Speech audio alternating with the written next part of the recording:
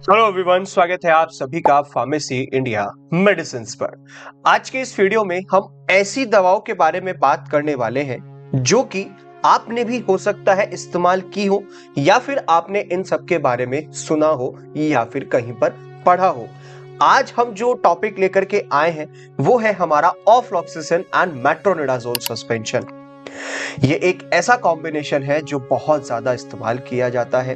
साथ ही साथ हमारा ये अलग अलग भी ब्रांड्स इसके अवेलेबल होते हैं ऑफ्लॉक्सासिन और मेट्रोनिडाजोल के।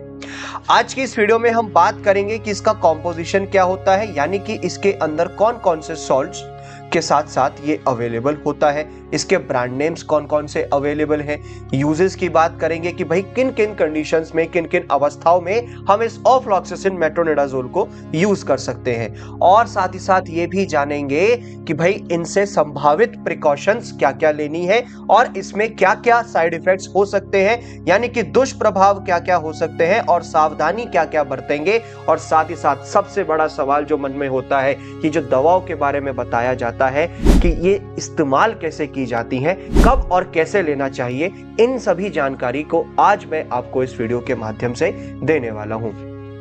आप जिस भी मेडिकल फील्ड से बिलोंग करते हैं या फिर आप एक सामान्य जन हैं, ये वीडियो आप सभी के लिए काफी इंपॉर्टेंट होने वाला है। इसको लाइक जरूर कीजिएगा और अपने फ्रेंड्स और कलीग्स के साथ शेयर जरूर कीजिएगा।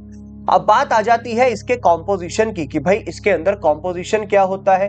अगर मैं बात करूं ऑफ्लॉक्सासिन की, तो ऑफ्लॉक्सासिन हमारा एक फ्लोरोक्विनोलोन एंटीबायोटिक होता है जो कि बेसिकली जितने भी तरीके के बैक्टीरियाज होते हैं उनके अगेंस्ट काफी इफेक्टिव है, यानी कि काफी अच्छे से अपना कार्य करता है।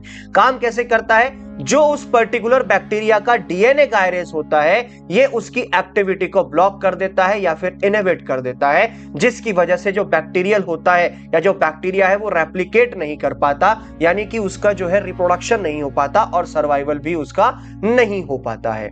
और अगर मैं बात करूं मेट्रोनिडाजोल की, तो मेट्रोनिडाजोल हमारा एक एंटी माइक्रोबियल ड्रग के साथ साथ एक एंटी प्रोटोजोअल ड्रग भी माना जाता है, जो कि एनारोबिक बैक्टीरिया, एनारोबिक बैक्टीरिया का मतलब होता है जिनमें ऑक्सीजन प्रेजेंट नहीं होती, यानी कि ऑक्सीजन विदाउट ऑक्सीजन की प्रेजेंस में ये बैक्टीरिया नहीं पनपता है, ठीक है। और प्रोटोजोआ के अगेंस्ट भी काफी इफेक्टिव होता है। कैसे? उनके डीएनए सिंथेसिस को ही ये डिसरप्ट कर देता है, यानी कि उनके डीएनए सिंथेसिस को एक तरीके से ये ब्लॉक कर देता है, जिसकी वजह से ये काफी प्रभावी हो जाता है मेट्रोनिडाजोल एक एनारोबिक बैक्टीरिया और प्रोटोजोआ के। अब हम बात करेंगे इसमें कि ब्रांड नेम्स कौन कौन से अवेलेबल हैं। आपने O2 के नाम सुने होंगे, यानी कि ऑफ्लॉक्सासिन और ऑर्निडाजोल सस्पेंशन आता है। साथ ही साथ मार्केट में आपने मेट्रोजिल ओ सस्पेंशन सुना होगा जिसके अंदर मेट्रोनिडाजोल होता है। आपने मार्केट में सुना होगा जेनोसिन ओजेड सस्पेंशन जिसमें ऑफ्लॉक्सासिन होता है और ये एक ओरल सॉल्यूशन के रूप में आता है। वहीं पर आपने नाम सुना होगा ऑफ्लॉक्स एम सस्पेंशन जो होता है, बेसिकली मार्केट में ये भी अवेलेबल है। और वहीं पर अगर मैं बात करता हूं ऑर्नोफ सस्पेंशन के नाम से भी आता है, ये भी मार्केट में ऑफ्लॉक्सासिन और ऑर्निडाजोल के नाम से अवेलेबल होता है। ये काफी सारे ब्रांड नेम्स हैं जो मार्केट में अवेलेबल हैं।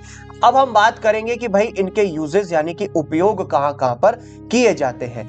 अब ये तो आप जान ही गए हैं कि ये जो दोनों कॉम्बिनेशन है हमारा ऑफ्लॉक्सासिन और मेट्रोनिडाजोल, ये बैक्टीरियल और प्रोटोजोअल इन्फेक्शंस के अगेंस्ट काफी इफेक्टिव होता है, यानी कि हमारे जो गैस्ट्रोइंटेस्टाइनल इन्फेक्शंस होते हैं, जो हमारे जीआईटी ट्रैक में जो इन्फेक्शंस होते हैं उनके अगेंस्ट काफी प्रभावी होता है, उनके अगेंस्ट ही काफी अच्छे से कार्य करता है। वहीं पर यह यूज किया जाता है डायरिया में, यानी कि जब दस्त लग जाते हैं उस कंडीशन में इस ड्रग का उपयोग किया जाता है। ये डिसेंट्री जिसको आप पेचिस कहते हैं, ठीक है, जो एक प्रोटोजोअल इन्फेक्शन होता है उसमें काफी इफेक्टिव होता है, उसमें आप इसका यूज कर सकते हैं। वहीं पर बात आ जाती है अमीबायासिस एक बैक्टीरियल इन्फेक्शन होता है, उसमें भी इसका यूज किया जाता है। साथ ही साथ हम जियार्डाइसिस कंडीशन में भी इसको यूज करते हैं। वहीं पर हम इसको कुछ इन्फेक्शंस हमारे ऐसे होते हैं जो एरोबिक और एनारोबिक बैक्टीरिया दोनों की वजह से, एरोबिक का तो मतलब होता है सीधा सीधा कि भाई जहां पर ऑक्सीजन की रिक्वायरमेंट होती है वो ऑक्सीजन की रिक्वायरमेंट में ही बन पाते हैं, और एनारोबिक जिसके लिए ऑक्सीजन नहीं चाहिए। वहीं पर लास्ट में अगर हम बात करें इसके यूजेस की, तो जब हमारी सर्जरी हो जाती है तो पोस्ट सर्जिकल इन्फेक्शंस होने की भी संभावनाएं हो जाती हैं गैस्ट्रोइंटेस्टाइनल ट्रैक्ट्स में एक्सेट्रा, तो वहां पर भी इसका उपयोग काफी अच्छे से किया जा सकता है। इसको वहां पर उस कंडीशन में भी यूज करते हैं। अब सबसे बड़ा सवाल जो मन में आता है कि भाई इसको हम इस्तेमाल कैसे करेंगे। देखिए, अगर अडल्ट डोज की बात की जाए तो 5 से 10 ml यानी कि 1 चम्मच से 2 चम्मच आप दिन में 2 बार ले सकते हैं, या फिर बेहतर रहेगा एक बार अपने डॉक्टर के सलाह जरूर ले लें। जो भी वो निर्देश देता है आपको उसको जरूर फॉलो कीजिएगा। छोटे बच्चों की बात की जाए तो जो डोज होती है वो कैलकुलेट की जाती है उन बच्चों के वजन के आधार पे। 10 से 20 मिलीग्राम पर केजी दी जाती है और दिन में 2 से 3 बार दी जा सकती है, और डिपेंड करता है कि भाई डॉक्टर ने क्या उनको डायग्नोस किया है और बच्चे की क्या स्थिति है। ये जो डोजेस हैं ये ऑफ्लॉक्सासिन और मेट्रोनिडाजोल दोनों के लिए ही मैंने आपको अभी इसमें बताई है। अब बात आती है कि भाई साइड इफेक्ट्स क्या क्या हो सकते हैं, क्योंकि भाई दुष्प्रभाव होने की संभावनाएं भी काफी बढ़ जाती है। तो नोसिया और वॉमिटिंग हो सकती है, आपका जी मिचला सकता है, उल्टियां आपको आ सकती है, पेट में दर्द आपके हो सकता है, आपको डिस्कंफर्ट यानी कि असुविधा हो सकती है, ऐसी कंडीशन भी बन जाती है। वहीं पर आप इसका प्रोलॉन्ग यूज करेंगे तो डिजीनेस और हेडेक हो सकता है, आपका सर चकरा सकता है, आपका सर में दर्द हो सकता है। वहीं पर आपको कभी कभी ऐसा भी हो सकता है कि आपके माउथ में मेटालिक टेस्ट आ जाए, जैसे कोई मेटल होता है उसका टेस्ट आपके मुंह में आ रहा है। वहीं पर आपको डायरिया और कॉन्स्टिपेशन भी हो सकता है, दस्त लग सकते हैं या फिर कब्ज भी हो सकता है अगर आप इसका काफी लंबे समय तक इस्तेमाल करते हैं इस ड्रग का। वहीं पर आपको थकान के साथ साथ कमजोरी भी महसूस हो सकती है, ये भी बेसिकली एक साइड इफेक्ट है इस पर्टिकुलर ड्रग्स का।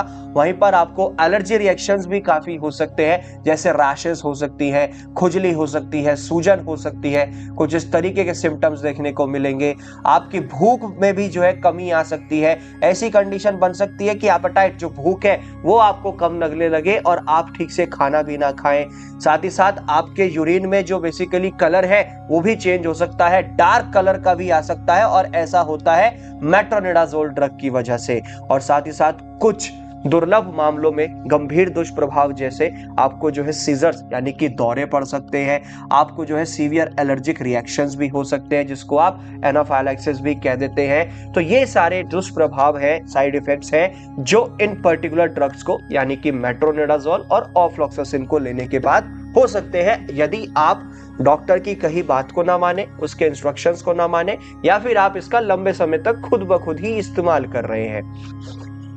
आज के इस वीडियो में हमने पूरा डिटेल में जाना ऑफ्लॉक्सासिन और मेट्रोनिडाजोल के बारे में। आई होप आपको यह वीडियो पसंद आया होगा। तो इसी तरीके की मोर अमेजिंग वीडियोस के लिए बने रहिए फार्मेसी इंडिया मेडिसिन के साथ, और साथ ही साथ डाउनलोड करें pharmacy India mobile app from the Google play store. वहां पे आप मेडिसिन डिक्शनरी सर्च कीजिएगा, दवाइयों से संबंधित और बीमारियों से संबंधित complete A to Z information आपको मिलेगी। और साथ ही साथ आप जुड़ सकते हैं व्हाट्सएप और टेलीग्राम चैनल्स के थ्रू, लिंक्स नीचे डिस्क्रिप्शन में दिए गए हैं। मिलेंगे इसी तरीके की मोर अमेजिंग वीडियोस में, तो बने रहिए फार्मेसी इंडिया मेडिसिन के साथ, और जाते जाते चैनल को सब्सक्राइब करना ना भूलें।